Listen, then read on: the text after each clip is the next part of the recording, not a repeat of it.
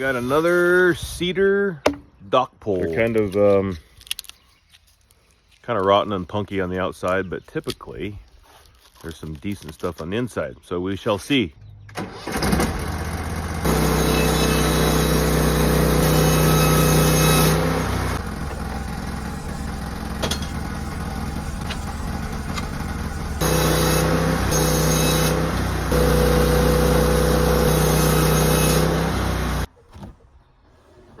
So as you can see, some pretty good looking stuff.